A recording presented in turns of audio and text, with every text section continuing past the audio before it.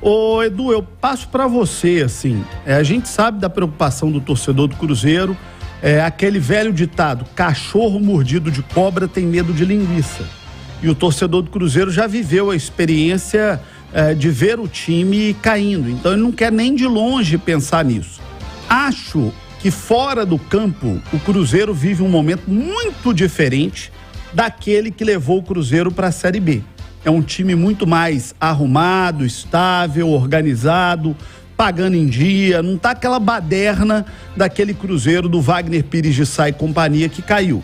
E acho que isso por si só ajuda muito a manter o Cruzeiro longe desse eventual risco de rebaixamento. Agora, é inegável que o Cruzeiro vem, você fazer a comparação aí do Botafogo, que vem numa descendente, do Bragantino, que vem numa ascendente, o Cruzeiro vem numa descendente no Campeonato Brasileiro, né, Edu?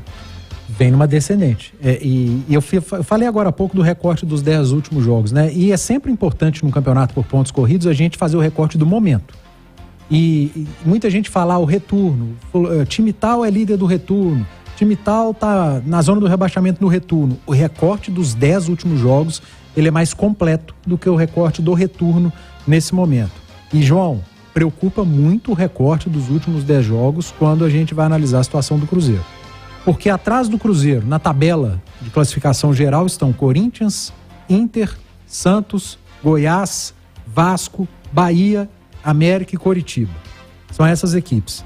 As que estão mais próximas, a partir do Bahia, com 25 pontos, 5 pontos do Cruzeiro. Se você pegar o recorte dos últimos 10 jogos, aí é que o torcedor está preocupado. Porque nos últimos 10 jogos o Vasco somou 6 pontos a mais que o Cruzeiro. Nos últimos 10 jogos o Goiás também somou 6 pontos a mais que o Cruzeiro. O Bahia somou 4 pontos a mais que o Cruzeiro. O Santos, 3 pontos a mais que o Cruzeiro. João, o América somou 1 ponto a mais que o Cruzeiro nos últimos 10 jogos. Você está dizendo o seguinte, que a turma toda que está na confusão está conseguindo nesse momento uma performance melhor do que a do próprio Cruzeiro. Exatamente. Eles estão melhores do que o Cruzeiro nesse momento, vivem momentos melhores do que o Cruzeiro. Então, por isso que o torcedor está apavorado. Por isso que o torcedor está preocupado. Por isso que o Thiago falou que no seu nome, seu bairro, a turma estava pé da vida. Porque o torcedor, ele tem acesso a todos esses números. Isso tudo está na palma da mão do torcedor. E a turma está preocupada. Não é só resultado, não é só recorte, é desempenho. E aí, o time não tem jogado bem, o time não tem criado. Mas é uma característica das equipes do Zé Ricardo. Quando o Cruzeiro anunciou o Zé Ricardo, nós viemos para cá, falamos, estudando os 3 últimos trabalhos do Zé Ricardo. São equipes que têm por característica criar pouco. São times que jogam por uma bola. O Cruzeiro do Pepa tinha por característica criar muito.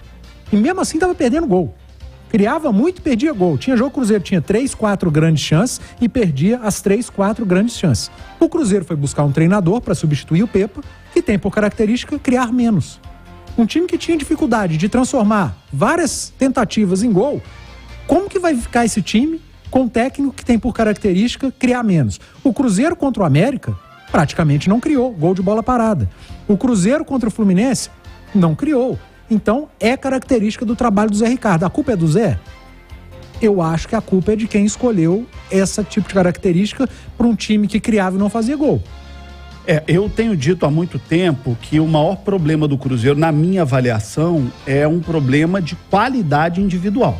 Porque o próprio time do Pepa, ele não saía de campo com você dizendo, nossa, mas que péssima atuação do Cruzeiro. Claro que eventualmente acontecia. Teve jogo que o Cruzeiro jogou muito mal, que foi anulado pelo adversário. Mas, em geral, mesmo quando o Cruzeiro tinha um resultado negativo, a sensação que eu tinha vendo o jogo era, o Cruzeiro criou muito, mas aí vamos pegar o jogo contra o Corinthians, que meio foi a gota d'água para a saída do Pepa. Concorda? Foi esse jogo. O Cruzeiro teve 4 chances de matar o jogo no segundo tempo. Cara a cara. Cara a cara. Ou seja, o time estava respondendo aquilo que ele foi treinado e preparado para fazer. Como é que os gols eram perdidos, Edu? Falha individual. Falha de quem finaliza. Então, se você pegar o Cruzeiro do Pepa, você coloca nesse time facilmente, mais 6 pontos no Campeonato Brasileiro, de jogos que o Cruzeiro perdeu e que estava empatando, ou que empatou e que poderia ter vencido, ou de falhas do goleiro, bolas defensáveis que acabaram entrando, ou de erros... Saída de bola do Lucas Oliveira na Copa do Brasil contra o Grêmio, de erros individuais, principalmente dos atacantes. Porque eu acho que o problema era maior no ataque do que na defesa até. Na temporada, o problema do Cruzeiro maior é no ataque. É o ataque, sim. Até os números falam isso. Então, quando você pega isso, a culpa não era do Pepa. Mas também a essa altura não adianta discutir mais o Pepa, porque o Pepa já foi embora. O Cruzeiro não vai lá contratar o Pepa de volta e o Pepa não vai voltar pro Cruzeiro e não vai ter isso, né? Caíram aí numa onda de meia dúzia, né, que resolveram crucificar o técnico como responsável naquele momento para ganhar engajamento e like. E aí agora tá a responsabilidade nas costas desse elenco que é limitado e desse técnico que pegou o bonde no meio do caminho e que tá longe de ser o culpado, mas também tá longe de ser uma solução extraordinária, né? Esse time do Cruzeiro, Edu, esse time do Cruzeiro que tá aí, na minha avaliação, apesar das dificuldades que tem condições de buscar mais 3 vitórias, 4 vitórias e se livrar do rebaixamento. 4 vitórias, né? Chegaria aos 42 pontos. Em 25 jogos ganhou 7. Mas eu acho que dá pra buscar. Na temporada ganhou 11. Mas e aí? E o Vasco? E o Bahia?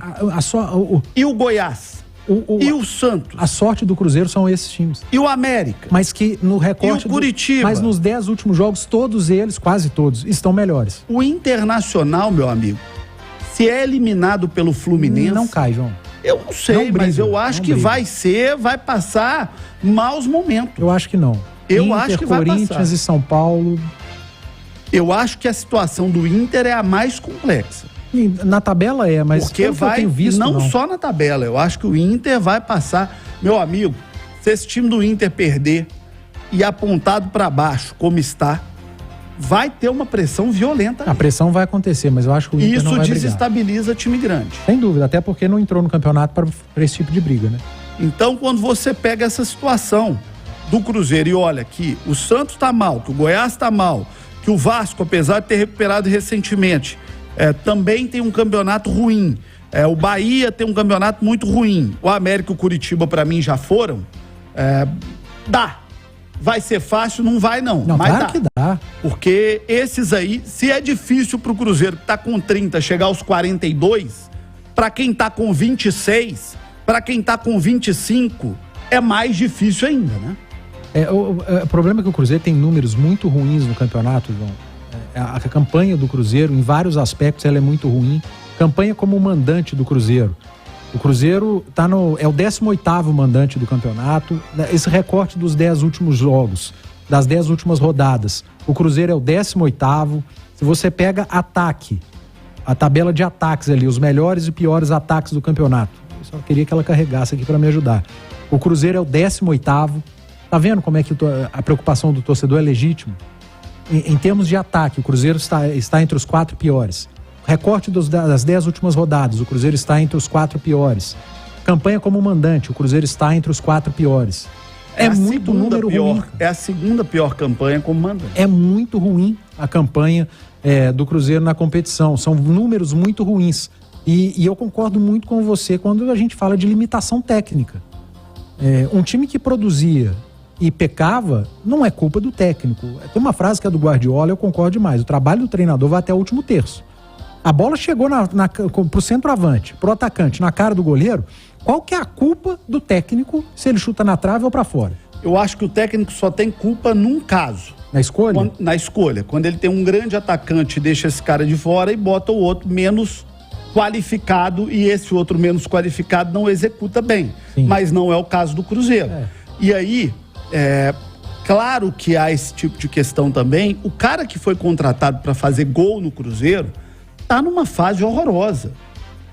O Gilberto era o homem-gol do Cruzeiro, era o homem que o Cruzeiro esperava que terminasse a temporada ali com 15, 17, 19, 20 gols na temporada. Todo mundo esperava, né? Todo mundo. Eu não foi uma contratação errada. Edu, eu não consigo ser oportunista e criticar a contratação do Gilberto. Outras contratações do Cruzeiro merecem reparo. A do Gilberto, não. Eu, se estivesse no lugar do diretor de futebol do Cruzeiro e tivesse a oportunidade de trazer o Gilberto, eu teria contratado. Eu também.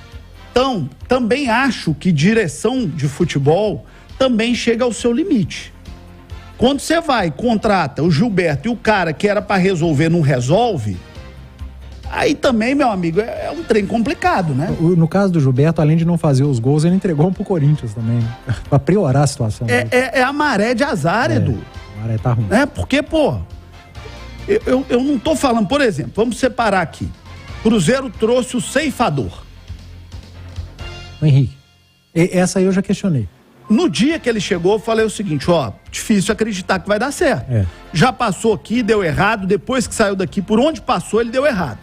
Então, esse é o tipo de contratação a ser criticada. Sem dúvida. Agora, do Gilberto, não. A do Gilberto acreditaram no cara certo, só que o cara certo deu errado. E acho que vale muito o Cruzeiro tentar, se esforçar, para ver se o cara certo que deu errado passe a dar certo.